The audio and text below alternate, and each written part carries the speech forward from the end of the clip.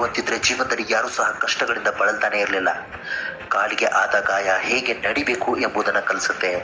ಅದೇ ಮನಸ್ಸಿಗೆ ಆದ ಗಾಯ ನೀನು ಹೇಗೆ ಬದುಕಬೇಕು ಅನ್ನೋದನ್ನು ನೀನು ಕಲಿಸ್ಕೊಡುತ್ತೆ.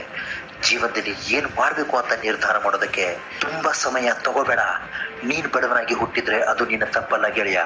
ಆದರೆ ನೀನು ಬಡವನಾಗಿಯೇ ಉಳಿದು ಕೊನೆಗೆ ಬಡವನಾಗಿಯೇ ಸತ್ತರೆ ಅದು ಖಂಡಿತವಾಗ್ಲೂ ನಿನ್ನದೇ ತಪ್ಪು ಅಂತ ಖ್ಯಾತ ಉದ್ಯಮಿಯೊಬ್ಬರು ಅಂದರೆ ಬಿಲ್ ಗೇಟ್ಸ್ ಅಂತಹ ಉದ್ಯಮಿಯೊಬ್ಬರು ಹೇಳಿದ ಮಾತು ಜೀವನದಲ್ಲಿ ನೀನು ಅಳವಡಿಸ್ಕೋಬೇಕು.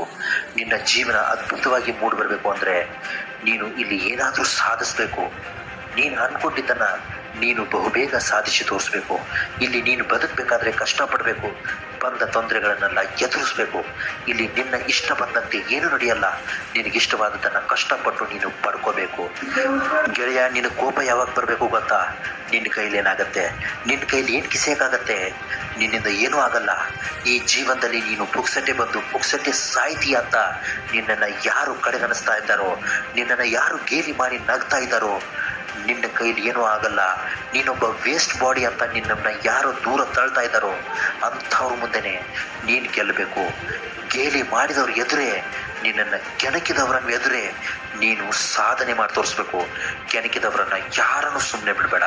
ಈ ಸಮಾಜದ ಬಗ್ಗೆ ನೀನು ಯೋಚನೆ ಮಾಡಬೇಡ ಗೆಳೆಯ. ಮೋಸ ಮಾಡಿದವರು ಅತಿಯಾಗಿ ನಿಶ್ಚಿಂತೆಯಿಂದ ಮಲಗಿದ್ದಾರೆ.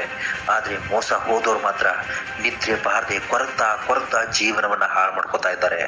ಕೊರಗುವವರ ನೋವು ಮರಗುವವ್ರಿಗೇನು ಗೊತ್ತು? ಆದ್ದರಿಂದ ಹೇಳ್ತಾ ಇದ್ದೀನಿ, ಯಾರನ್ನು ಕೂಡ ಕ್ಷಮಿಸ್ಬೇಡ. ಟೀಕೆ ಮಾಡಿದವರನ್ನು ಯಾವತ್ತೂ ಕೂಡ ಕ್ಷಮಿಸ್ಬೇಡ. ಟೀಕೆ ಮಾಡಿದವ್ರು ಎದುರೇ ಗೆದ್ದು ತೋರಿಸ್ಬೇಕು ಅಂದರೆ ನಿನ್ನ ಕನಸುಗಳನ್ನು ಹೊತ್ಕೊಂಡು ನೀನು ಸಾಗಬೇಕು. ನಿನ್ನ ಗುರಿಯತ್ತ ನೀನು ಸಾಗಬೇಕು. ಮೋಸ ಮಾಡೋರು ಮಾಡಲಿ, ಕಡೆಗಣಿಸೋರು ಕಡೆಗಣಿಸ್ಲಿ, ನೀನು ಮಾತ್ರ ನಿನ್ನ ಮೇಲೆ ನಂಬಿಕೆ ಇಡು. ನಿನಗೆ ಹಸಿವಾದರೆ ನೀನೇ ಊಟ ಮಾಡಬೇಕು. ಬೇರೆಯವರು ಊಟ ಮಾಡಿದ್ರೆ ನಿನ್ನ ಹೊಟ್ಟೆ ತುಂಬಲ್ಲ. ಅದೇ ರೀತಿ ನೀನು ಬದುಕಬೇಕು ಅಂದರೆ ನೀನೇ ಕಷ್ಟಪಡಬೇಕು. ಕೊನೆಗೊಂದು ಮಾತು ಹೇಳ್ತೀನಿ ಕೇಳು. ಬೇಡದವರಿಗೆ ವರವನ್ನು ನೀಡುವ ಯಾವ ಅಗೋಚರ ಶಕ್ತಿಯೂ ಈ ಜಗತ್ತಿನಲ್ಲಿಲ್ಲ.